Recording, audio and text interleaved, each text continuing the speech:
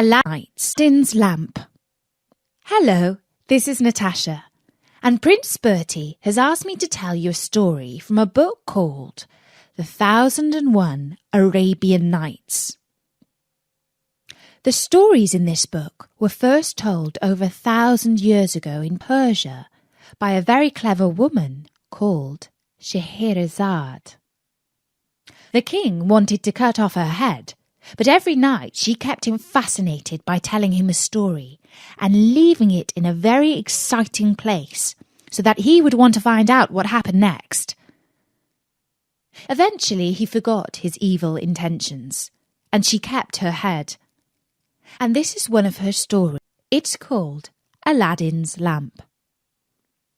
A long time ago, in Persia, a poor boy called Aladdin was playing with his friends in the streets of his city.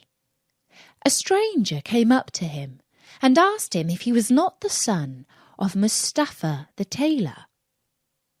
"I am, sir," replied Aladdin, "but he died a long while ago."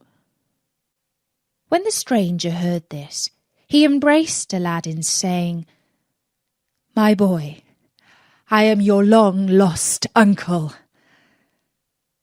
Aladdin ran home and told his mother all about this newly found relative, and she prepared supper for them all. The next day, the uncle led Aladdin out far beyond the city gates. They journeyed onwards until late afternoon, but Aladdin did not feel tired because his uncle told him so many interesting stories. Eventually, they reached the foot of a mountain.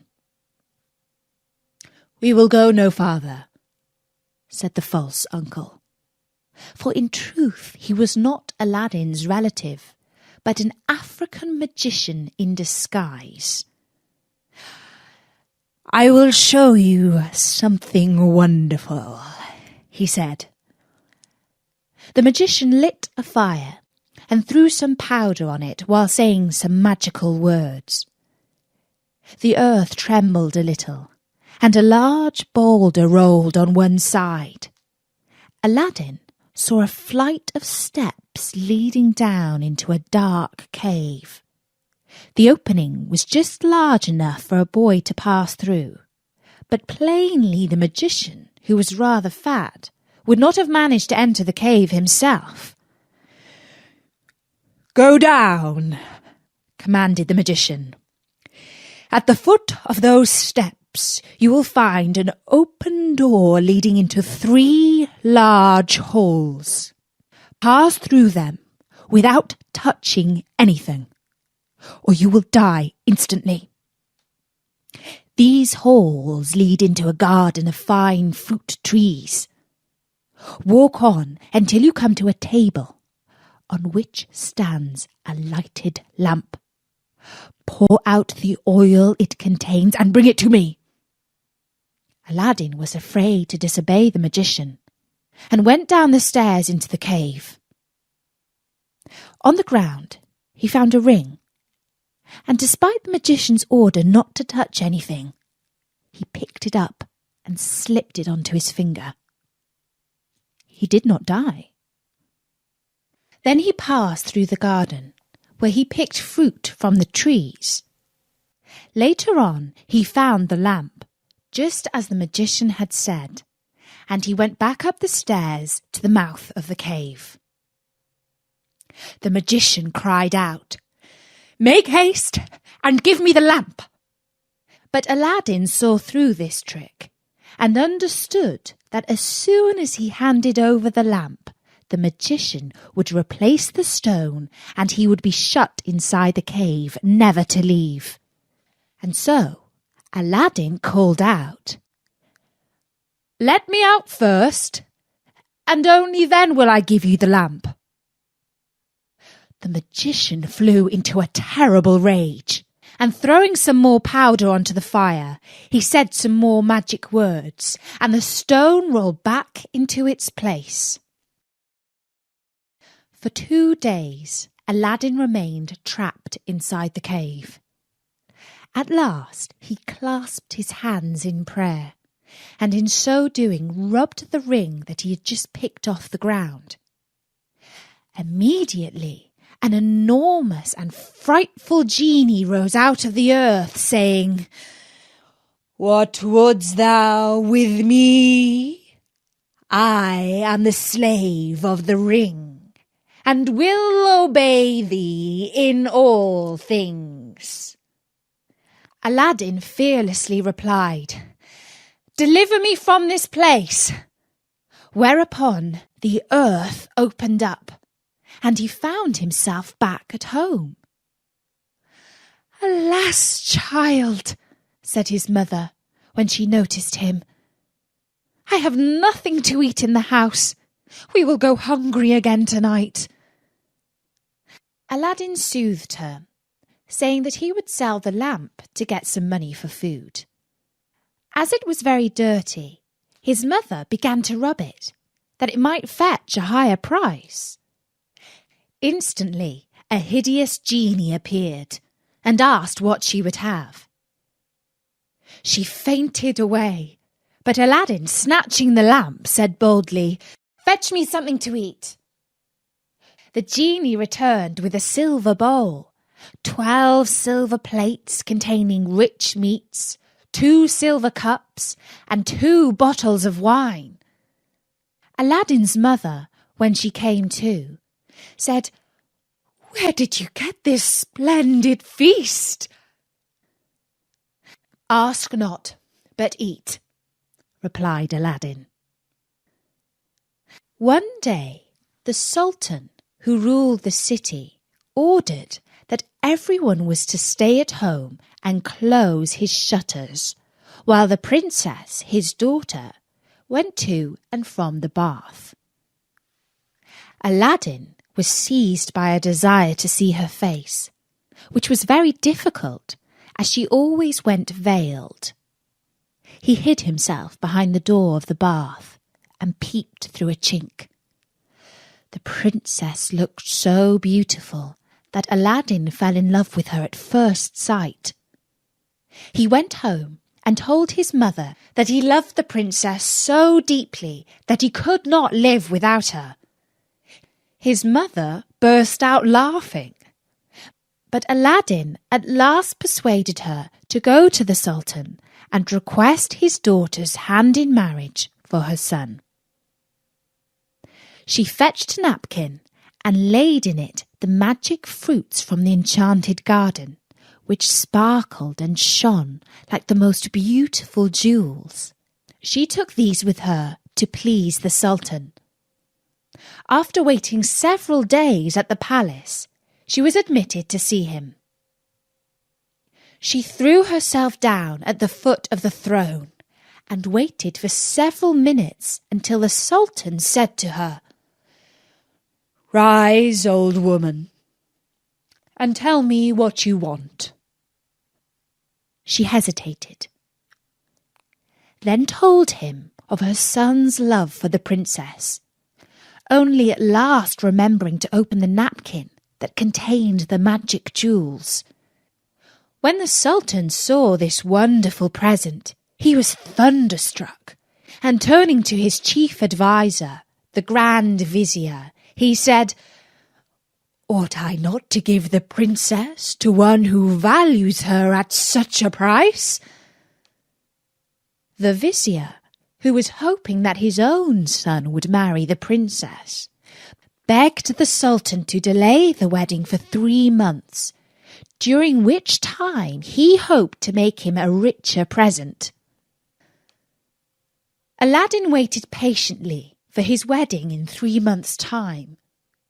But after 2 months, his mother, going into the city to buy oil, found everyone rejoicing, and asked what was going on. "Do you not know," was the answer, "that the son of the Grand Vizier is to marry the Sultan's daughter tonight?" Aladdin was stunned when he heard the news, but presently he took down the lamp and rubbed it. The genie of the lamp appeared, saying, "What is thy will?" Aladdin replied, The Sultan has broken his promise to me, and the vizier's son is to marry the princess. My command is that you bring me the princess here, so that the scoundrel can't have her." "Your wish is my command," said the genie, and in an instant the princess was sitting in Aladdin's room, still wearing her wedding dress. He told her not to be afraid, but she was utterly confused and quite terrified. The next morning, the genie took her back to the palace. The princess told her mother how she had been carried by magic to some strange house. Her mother did not believe her in the least, and the Sultan ordered that the wedding should take place that evening instead. The following night, exactly the same thing happened. The Sultan was furious and even considered having his daughter's head cut off. He summoned the vizier's son.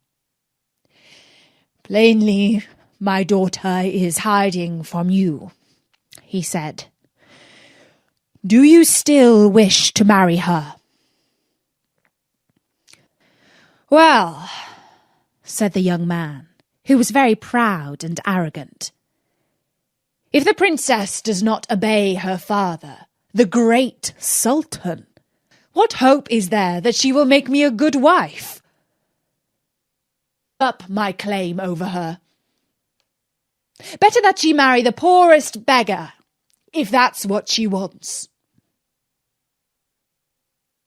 When the 3 months were over, Aladdin sent his mother to remind the Sultan of his promise. She stood in the same place as before, and the Sultan, on seeing her poverty, felt less inclined than ever to keep his word. The vizier had advised him to set so high a value on the princess that no man living could come up to it. The Sultan then turned to Aladdin's mother, saying, "Good woman, a sultan must remember his promises, and I will remember mine.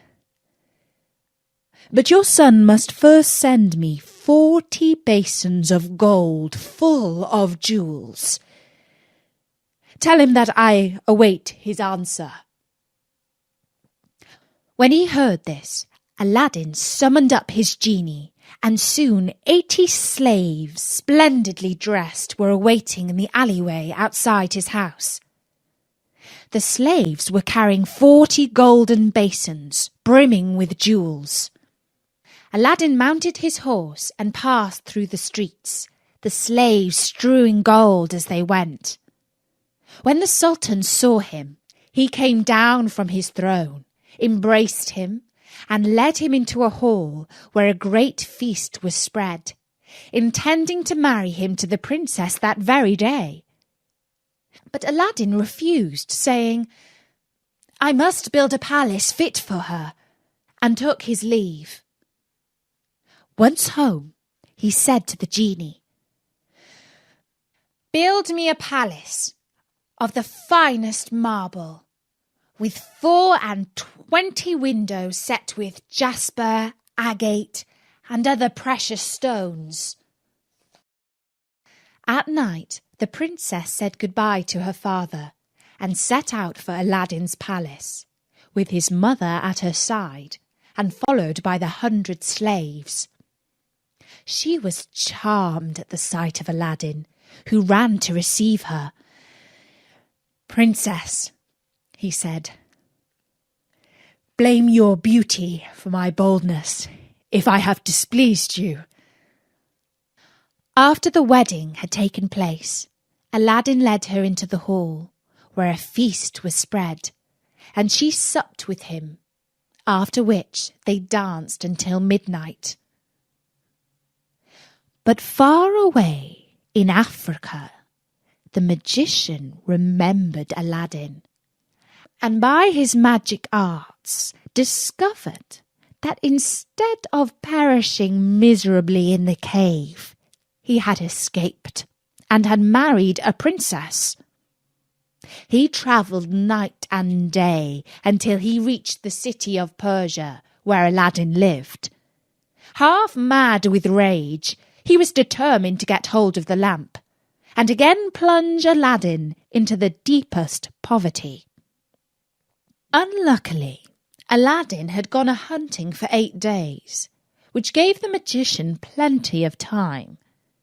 He bought 12 copper lamps, put them into a basket, and went to the palace, crying, "New lamps for old!" Followed by a jeering crowd, laughing to see an old fool trying to exchange fine new lamps for old ones. One of the palace slaves said to the princess, "There's an old lamp on the cornice there which he can have." Now this was the magic lamp, which Aladdin had left there, as he could not take it out hunting with him. The princess, not knowing its value, went and said to the magician, "Give me a new lamp for this." He snatched it amid the jeers of the crowd. Little he cared. He went out of the city gates to a lonely place, where he pulled out the lamp and rubbed it. The genie appeared, and at the magician's command carried him, together with the palace and the princess in it, to far-off Africa. Next morning, the Sultan looked out of his window toward Aladdin's palace and rubbed his eyes. It was gone. The vizier put the strange disappearance of the palace and his daughter down to black magic, and the Sultan believed him. He sent 30 men on horseback to fetch Aladdin in chains. "False wretch," said the Sultan, "where is my palace and my daughter?" Aladdin had no answer, but begged to be given 40 days to discover the cause of the disaster. This the Sultan granted. For 3 days Aladdin wandered about like a madman, asking everyone what had become of his palace, but they only laughed or pitied him.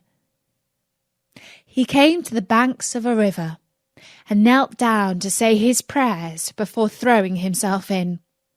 In so doing, he rubbed the magic ring he still wore. The genie appeared and asked his will.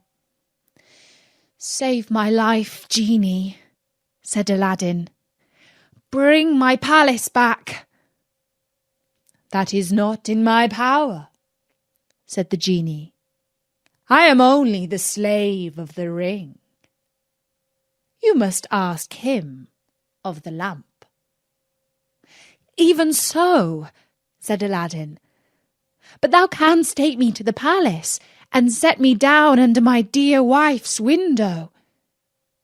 He at once found himself in Africa, under the window of the princess. That morning the princess rose early and opened the window, and at the noise she made, Aladdin looked up. She was astonished and delighted to see her dear husband's face. After he had kissed her, Aladdin said, "I beg of you, princess, in God's name, tell me what has become of my old lamp." "Alas," she said, "I am the innocent cause of our sorrows." And she told him of the exchange of the lamp. Aladdin comforted her and gave her a small bottle containing a certain powder. "Put on your most beautiful dress," he said to her, "and receive the magician with smiles, leading him to believe that you have forgotten me. Invite him to sup with you, and say you wish to taste the wine of his country. He will go for some wine, and while he is gone, I will tell you what to do." That evening she received the magician, saying to his great amazement, "I have made my mind up that Aladdin is dead, and that all my tears will not bring him back to me. So I am resolved to mourn no more, and have therefore invited you to sup with me. But let us try some wine of Africa." The magician flew into his cellar, and the princess put the powder Aladdin had given her into his cup. When he returned, the magician made her a speech in praise of her beauty.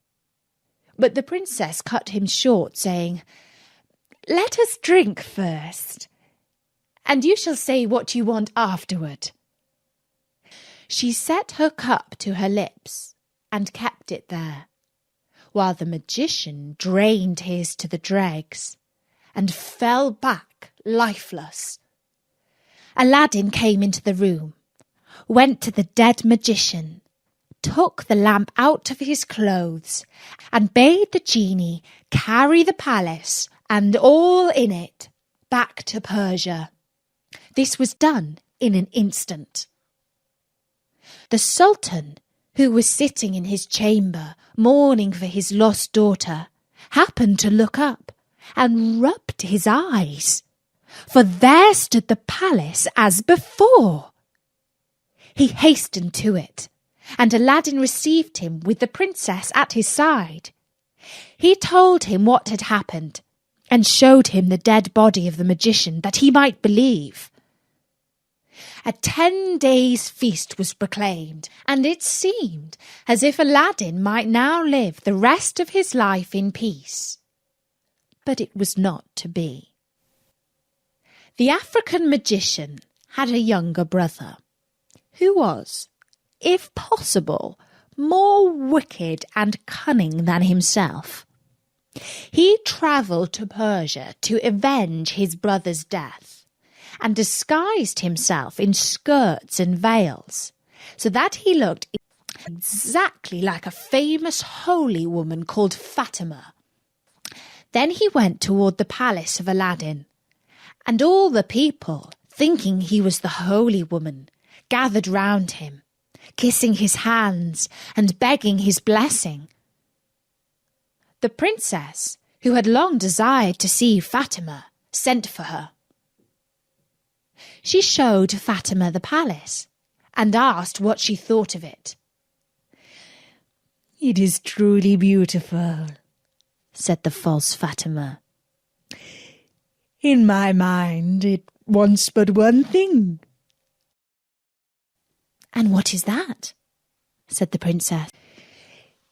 "If only a roc's egg," replied he, "were hung up from the middle of this dome, it would be the wonder of the world." After this, the princess could think of nothing but the roc's egg. And when Aladdin returned from hunting, he found her in a very ill mood. She told him that all her pleasure in the hall was spoilt for the want of a roc's egg hanging from the dome. "If that is all," replied Aladdin, "you shall soon be happy." He left her and rubbed the lamp, and when the genie appeared, commanded him to bring a roc's egg. The genie gave such a loud and terrible shriek that the hall shook. "Wretch!" he cried. "Is it not enough that I have done everything for you, but you must command me to bring my master and hang him up in the midst of this dome? You and your wife and your palace deserve to be burned to ashes. But that this request does not come from you, but from the brother of the African magician whom you destroyed. He is now in your palace disguised as the holy woman. He it was who put that wish into your wife's head. Take care of yourself, for he means to kill you." So saying, the genie disappeared. Aladdin went back to the princess, saying his head ached, and requesting that the holy Fatima should be fetched to lay his hands on it. But when the magician came near, Aladdin, seizing his dagger, pierced him to the heart. "What have you done?" cried the princess. "You have killed the holy woman." "Not so," replied Aladdin, "but a wicked magician," and told her of how she had been deceived. After this, Aladdin and his wife lived in peace. He succeeded the Sultan when he died, and reigned for many years, leaving behind him a long line of kings. And that was the story of Aladdin's lamp from the 1001 Arabian Nights. Bertie says that if I keep on telling stories as good as that one, he might forget to cut my head off too. Well, thanks, Bertie. As you probably know, you can find more of my stories at storynori.com. I'll be back soon. Until then, from me, Natasha, bye-bye!